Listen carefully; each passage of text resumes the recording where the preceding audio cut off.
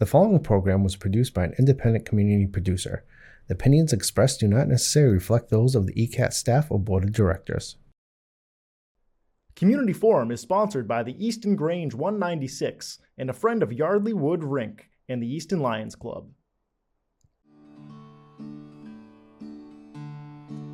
There's a storm across the valley, the clouds are rolling in. The afternoon is heavy on your shoulders. There's a truck out on the 4-lane, a mile or more away. The whining of his wheels just makes it colder. Welcome to Community Forum. Today it gives me great pleasure to welcome two world-renowned artists, Irina Muresanu and Asiya Korepanova, pianist. Welcome to the show. Thank you. So David, tell us a little bit about the concert itself. Sure. So this is the third concert in our seasons at Unity Church concert series. All of these concerts have been organized by Asiya, who has done a fantastic job for us. It's been a pleasure to go to the first two. I'm looking forward to the third with Irina. And then we will be doing a Christmas concert as well. This concert will happen on September 28th and at 4 o'clock in the afternoon. Tickets are available now through the Unity Church website, and the tickets are $20 a piece, and definitely well worth the money. You're going to hear some fantastic music. Irina is going to be playing the violin, and Asiya will be with a chamber group accompanying her. So this is really going to be a special concert. We're looking forward to it. It is going to be a program of Vivaldi's seasons. It is appropriate for the topic of our series this year, our Four Seasons presentations. And Asiya and Irina can talk more about what the program is going to be. Thank you so much. I will let Irina talk about the piece, as she is a fantastic violinist, has done this work around the globe in many, many different settings and in many different locations, and has so much to bring to this music and to share with all of us. And I'm delighted, first of all, to be part of this wonderful festival because we need more music. This is really a reality of today's world. And a piece like the Four Seasons, you think you know it, and yet it's surprising every single time. This is why 300 years after the piece was written by Antonio Vivaldi, everyone recognizes it, and yet we can't get too much of it. These Four Seasons each have 3 movements. They were written on a text, and the text describes each has a little story. You know, you have shepherds sleeping with their dogs at their feet, and in the winter people skating and falling. So this text adds a different visual dimension to the performance. So we'll make sure to read the text so that people can grasp even more the meaning of each movement or each passage. It's again a masterpiece that violinists have performed throughout the centuries, and I've been lucky enough to have performed it many times. And yet I approach it every time with a sort of reverence, because I know there will always be a surprise, something new, a little detail that I could find, a little sound effect. There's a lot of sound effects. Vivaldi did sound effects even before we had electronic sound effects. And perhaps that's what caught people's imagination. It's not that this piece is better than anything that Vivaldi did. It's just that it resonated on such a basic level with us. You know, we experience each of the seasons every year with fresh eyes through the lenses of what we have lived the last year and what we're hoping the next year will bring. So it's something that anyone of any age, from any background, any cultural background, can easily relate to. And I think this is really why this piece has been so popular. And I think too, the Unity Church is encouraging people to bring their children and their grandchildren to experience this wonderful, beautiful music and the expertise that you bring to it, and the interpretation, Irina, that you're obviously going to be having. So when you interpret it, is it different every time you play it? I would say that every stage experience is different, and of course, the chemistry in the room, the chemistry between the musicians, will be different depending on who's playing, but also where you're playing, the acoustics. And I find churches especially inspiring because the acoustic of the reverberation of the church will be inspiring. It's also tremendously inspiring and exciting to play with people that you've played before. Asiya and I performed together many times, and the excitement knowing that you go on stage with someone that you like to perform with, that you trust. Trust is very important in music, like in life. It adds a really deep and very important layer to any performance.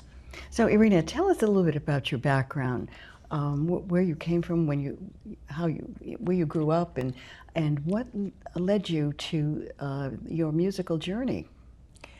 I was born in Bucharest, Romania, and my parents encouraged me to play an instrument. I really did not want to play the violin. I actually wanted to play the piano, but we did not have a piano at home. So, and that's a lucky thing because I have very, very small hands. And I got a violin for Christmas, and it took a while. There was a very famous pedagogue, Joseph Gingold, who taught at the University of Indiana in Bloomington, who used to say it takes 5 or 6 years to learn how to play a string instrument such as the violin badly. It's true. The instrument requires absolute precision and very fine motor skills. So it takes a long time for any child to learn those things. By the end of the 5 years, hopefully you will have a pleasant sound. And that's when I remember my teacher telling me, just wait, just be patient until you'll play real music. And when did you start playing the violin? I was pretty old. I was 6.5, which I know you're going to laugh. It actually is not that young. For starting to learn an instrument. Kids sometimes start at the age of 3, 3.5, 4. In addition, of course, there was a little inconvenience, the fact that I'm left-handed. In Romania, I was not allowed to use my left hand when I was writing, so I had some kind of a development of the right hand yet. But it was very, very hard for me to maneuver the bow, which is the sound of the instrument. And so it really took a while for me to feel comfortable around the violin. And it was indeed, I remember the exact moment. I was in 6th grade and my teacher had assigned me a piece by Tchaikovsky called Meditation. And I did have a recording of the famous Russian violinist David Oistrakh. And when I realized that, when I connected the dots, that you could, look at the music on the page and be able to sound like that, it was really the moment when, I got the virus, and I never stopped. So here I am. I finished my undergrad studies in Bucharest, and then I came to the States to get a master's degree. My first stop was Champaign, Illinois, which was pretty much a cultural shock, as you can imagine. Bucharest is a big city, very much that has the energy of New York City. So Champaign, Illinois was a different kind of lifestyle for 2 years. And then I came to Boston. And I came to Boston to audition at the New York Conservatory for their artist diploma program. And I remember walking down on Huntington Avenue from the New England Conservatory to Copley Plaza, and I thought, this is it, I'm moving here. I didn't even know if I was accepted in the program. Luckily, I was accepted in the program. So I had a reason to move. But Boston immediately became my second home. And this is how I feel about it. You have remained here ever since. Yes. And to our benefit. And we're going to experience that on September 28th, 4 o'clock at Unity Church. And so get your tickets. And David, what is your website? The website is www.unitychurchofnortheaston, all one word, .org. And there you will, when you come to the homepage, just scroll down to the bottom, and all of our events are listed there, and you will see a listing for this concert on September 28th. Click on that, you'll get more information and be able to purchase tickets. Purchase tickets sooner rather than later, because we do have a limited capacity at the church, and we want to make sure that everybody who wants to see this concert gets in to see it. So if you have the time today, go check it out and purchase your tickets. And it's called Seasons because for each season, winter, spring, summer, and fall, you have scheduled a concert. Yes. And so this is your third concert. This is the third. This is the fall concert for September. We will have one more after this, our winter concert, which will take place the first weekend in December. And that will be Christmas-focused program. Actually, it's going to be a very big weekend at Unity Church. On Sunday, Asiya will be performing Christmas music, and on Saturday, the Unity Church Bell Choir will be performing Christmas music. So it's going to be a very fun and festive And you have weekend. you have many members in that bell choir, more so than most congregations. We've got 11 members right now. With me as director, it's 12. And we play 3 octaves of the bells and 3 octaves of hand chimes. And the group has been together for a number of years. Some of the members date back to when it originally was formed, probably 30 years ago. Well, one can see that because everyone is so used to each other. There's a continuity, and everybody is on the same page. Yes. It's beautiful. I have been present at the previous concert last December, and I was absolutely mesmerized at the unity of your union. Forgive me my pun. Pun intended. It was so beautiful in terms of ensemble, and the music that you were playing was fantastic. I really enjoyed hearing it. But Asiya, you have been the one who is organizing all of these concerts, and your creativity is not just on the piano. Well, I enjoy genuinely bringing people together. I enjoy thinking, oh, what repertoire I can feature and what beloved colleague I can drag in to be a part of that.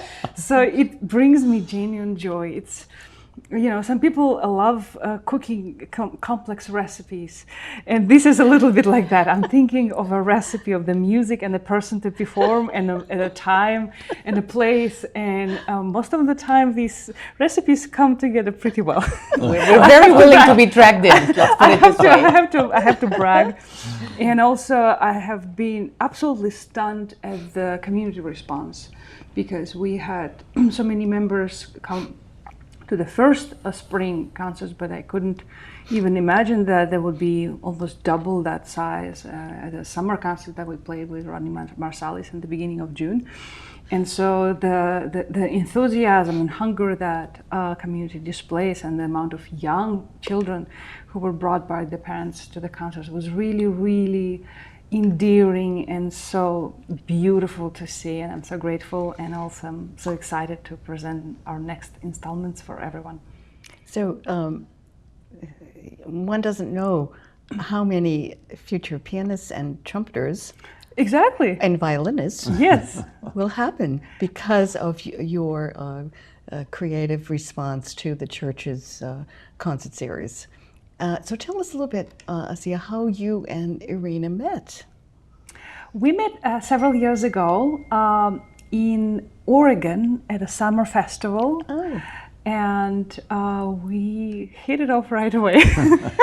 It was actually at the end of the pandemic time, and I remember our first rehearsal, believe it or not, was on Zoom. Yes. And Zoom has a delay. Yes. So I was muting myself in order to hear her play and play along her part, and then she was muting herself in order to play along with me, because there's a few seconds delay if you're trying to play music together. It was amazing how we were managing to do that. And I believe by now there's an app that allows you to actually rehearse without the delay, but that's Yes. a completely different story. Technology has gone far, but then when we met in person in Astoria, Oregon, which is a really, really wonderful place, we realized it was instant chemistry in life and on stage. And these are moments when you know you have a friend and a colleague for life, because this is the beauty of what we do. We come together, make wonderful music, and connect with people. Our job is really to provide a set of emotions and ideas and aesthetic beauty, audio and sometimes visual. Some people love watching musicians. I know that with pianists you have to be very careful. I have a piano trio, and I know that I have to be very careful not to cover the hands of the pianist. There's something very rewarding for the audience to see that. Yes. Similarly, facial expressions. So we, especially for the young audience. And thinking of the young audience, I'm thinking about this concert, which will be on a Sunday afternoon. And parents might think, well, we could go to Boston for a concert. But we all know that, first of all, that would be an hour of driving with traffic. We were just talking about that. Okay. And here we have a world-class pianist that is putting on a series with international musicians and bringing something that, it's really wonderful. And this is, I would say that everyone should really take advantage of it. One time, apparently, they made a study, and I think it was Boston Symphony. They interviewed people, young audiences, but it was, just a survey of who the first-time concert goers and they asked them, why would you return? And if the answer was no, why wouldn't you come back? Believe it or not, the number one reason why people said no, I will not return, was not the quality of the musicians or the music they heard. It was parking, which is of course shocking. So the convenience of going to a concert, that number one is taken care of, I'm sure. Yes, yes it is. Yes, absolutely. And it's a huge advantage for me personally. I go to give performances in different states and different countries, and it's always a travel time. Literally, last night I came back from New York City, where I was running a 2-week chamber music festival as well, other sets of concerts. But it takes me 4 minutes to drive from my house to the church, and it's unbelievably amazing. I know. We must again remember that you are an Easton resident, and we have your talent available to us at any given moment if you're available. But then, of course, you're all over the world. Yes. The demand for your expertise and beautiful music is quite extraordinary, and we appreciate the fact that you are one of ours. So I appreciate that very much too. So tell me, you two have been performing together on many occasions, and I'm sure you will do that in the future. Yes. And so what is so exciting, Asiya, about your performing with Irina? What do you feel when you play with her? Oh, that's such a beautiful question. You know, in music making, we exchange the time of music, the written notes that we need to play together. We exchange dynamics that we need to be in tune with each other. We exchange emotions, and we exchange energy. And as in real life, we meet people that we feel like, oh, this is my person. There are certain traits of character that allow you to feel trust towards that person, to open up more easily, and just to genuinely enjoy the company of the other. And oftentimes when we meet people that become our dear friends, you feel that right away. It's like a love at first sight, in a sense. So when Irina and I met and started playing together, I had this feeling of close relation to her, despite the fact we just met. And we played very different repertoire in that first festival. It was a very diverse composers from different countries with different languages and different settings. We played a duo, we played in a quartet, we played in a trio. It was very, very different. And in each genre and in each style, there was this very, very wonderful ease of working together, and also became running buddies on the side. That helps. That helps. So it was just an all-round joy, and so I'm just feeling very lucky that our collaboration continues, that we find new opportunities and get invited to different places to perform, and we also have some other performances scheduled for the next year already, so we are looking forward to all of these opportunities. Oh, so you're going to meet again? Oh yes, absolutely. And again and again. And again and again. So, Yes. yes, performing together, it's like a wonderful conversation, Yes. in which you also feel the other person's enthusiasm. Yes. There are people that ask why, and there are people that ask why not. And when I met Asiya, I knew that she's one of the people that ask why not? Why not have a series in Easton? Yeah. And we live in a world in which the globe is a small place. Internet has brought us an amount of information and knowledge that we couldn't have even, when I tell people that I arrived in the US before Google exists, I know that dates me, but it's shocking to know that there used to be a world without Google. So it's, I feel that it's our duty as musicians to bring more to society. I feel that we're not only bringing music as a luxurious item. We're bringing well-being. We're bringing well-being for someone's mental health. Mm-hmm. And we're in today's world, that is a very important thing. We're bringing education. That is really the grassroots of it all. Yes. Yeah, and so you're spreading the word. You're helping people to understand what music can do for the soul, as well as for the mind. Absolutely. And then just simple enjoyment. So when you play with Asiya, do you feel that you sync? You somehow you're like this together? That you know each other so well that you don't overstep each other, or you don't come in at the wrong place, or I mean, I know you count. Yes, we try. It's the type of thing where you don't need to talk about it. Yeah. If you've seen ice skaters, that never ceased to amaze me. The artistic ice skating, the couples, it's the trust they have. When one of them throws in the air, and we know that terrible things could happen if they fall, and yet they do it every day.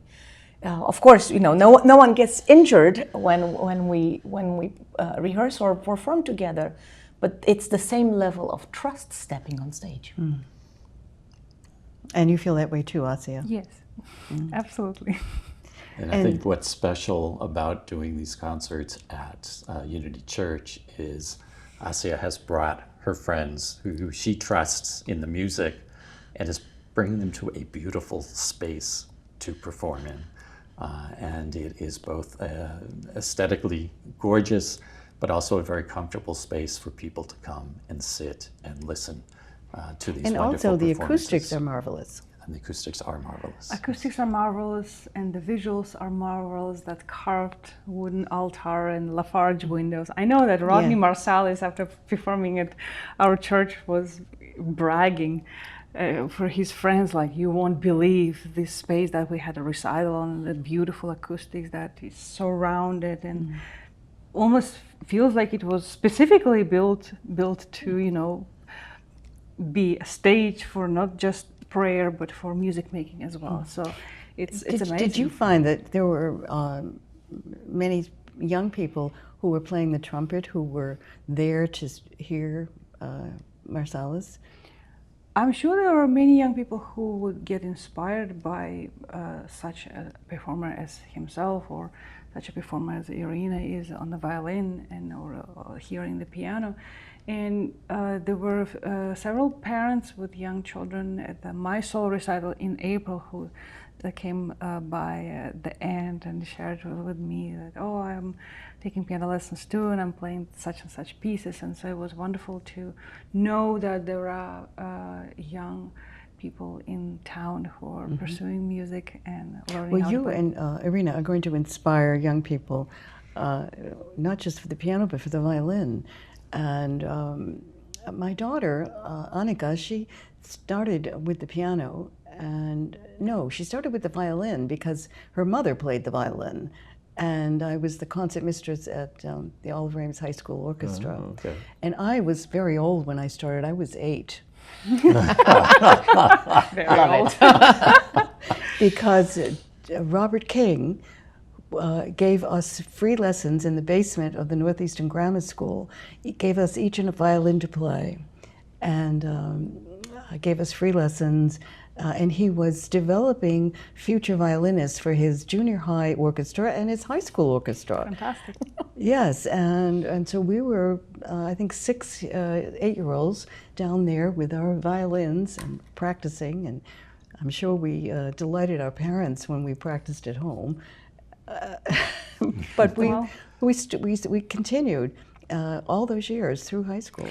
Well, if we could be role models for the next generation, we are only very, very honored to be those role models. And we encourage everyone to hear this concert, which even without the personnel, such as myself or Irina, who is performing, is a pretty much historic moment, matching the 3centennial of Easton as town and 3centennial of Vivaldi's The Seasons as work, because this music was also written 300 years ago. And of course, Vivaldi's piece is 300 years old, and so is Easton. Yes. So it's so appropriate. Yes. I want to thank you both and David for coming today. We will be there with bells on September 28th. Thank you so much. To hear your concert.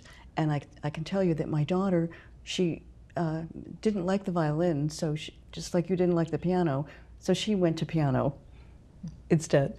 So you have to be careful with kids. Yeah. You have to, whatever attracts them is what they should be playing. Yes, absolutely. Thank you both again. Thank you. Irina Thank you.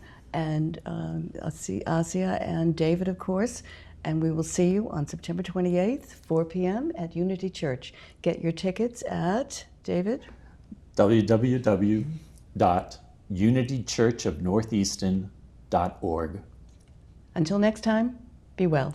The whining of his wheels just makes it colder.